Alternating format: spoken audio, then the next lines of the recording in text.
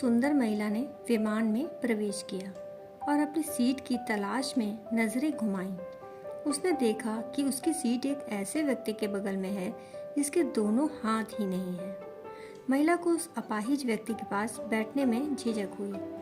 वह सुंदर महिला एयर होस्टेस से बोली, मैं इस सीट पर सुविधापूर्वक यात्रा नहीं कर पाऊंगी क्योंकि साथ की सीट पर जो व्यक्ति बैठा हुआ है उसके दोनों हाथ नहीं हैं। उस सुंदर महिला ने एयर होस्टेस से सीट बदलने हेतु आग्रह किया। असहज हुई एयर होस्टेस ने पूछा, मैडम, क्या आप मुझे कारण बता सकती हैं? सुंदर महिला ने जवाब दिया, मैं ऐसे लोगों को पसंद नहीं करती। मैं ऐसे व्यक्ति के पास बैठकर यात्रा नहीं कर पाऊंगी। दिखने में पढ़ी लिखी और विनम्र प्रतीत होने वाली महिला की यह बात सुनकर एयर होस्टेस अचंभित हो गई। महिला ने एक बार फिर एयर होस्टेस से जोर देकर कहा कि मैं उस सीट पर नहीं बैठ सकती, अतः मुझे कोई दूसरी सीट दे दी जाए। एयर होस्टेस ने खाली सीट की तलाश में चारों ओर नजर घुमाई पर कोई भी सीट खाली नहीं दिखी। एयर होस्टेस ने महिला से कहा कि मैडम, इस इकोनॉमी क्लास में कोई सीट खाली नहीं है, किंतु यात्रियों की सुविधा का ध्यान रखना हमारा दायित्व है, अतः मैं विमान के कप्तान से बात करती हूँ। कृपया तब तक थोड़ा धैर्य रखें। ऐसा कहकर एयर होस्टेस कप्तान से बात करने चली गई। कुछ समय बाद लौटने के बाद उसने महिला को बताया, मैडम, आपको जो असुविधा हुई उसके लिए बहुत खेद है। इस पूरे विमान में केवल एक ही सीट खाली है और वह प्रथम श्रेणी में है। मैंने हमारी टीम से बात की और हमने एक असाधारण निर्णय लिया। एक यात्री को इकोनॉमी क्लास से प्रथम श्रेणी में भेजने का कार्य हमारी कंपनी के इतिहास में पहली बार हो रहा है।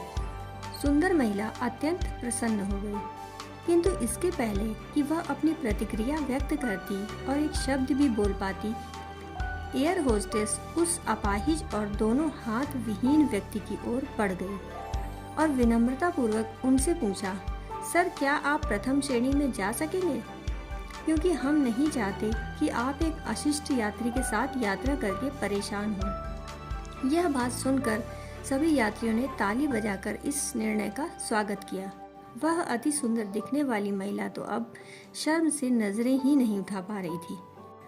तब उस अपाहिज व्यक्ति ने खड़े होकर कहा, मैं एक भूतपूर्व सैनिक हूँ और मैंने एक ऑपरेशन के दौरान कश्मीर सीमा पर हुए बम विस्फोट में अपने दोनों हाथ खोए थे। सबसे पहले जब मैंने इन देवी जी की चर्चा सुनी तब मैं यही सोच रहा था कि मैंने भी किन लोगों की सुरक्षा के लिए अपनी जान जोखिम में डाली और अपने हाथ खोए। लेकिन जब आप सभी की प्रतिक्रिया देखी तो अब अपने आप पर गर्व महसूस हो रहा है कि मैंने अपने देश और देशवासियों की खातिर अपने दोनों हाथ खोए। और इतना कहकर वह प्रथम श्रेणी में चले गए। सुंदर महिला पूरी तरह से शर्मिंदा होकर सर झुकाए सीट पर बैठ गई। अगर विचारों में उदारता नहीं है तो ऐसी सुंदरता का कोई मूल्य नहीं। दोस्तों, कहानी सुनने के लिए आपका बहुत बहुत आभार।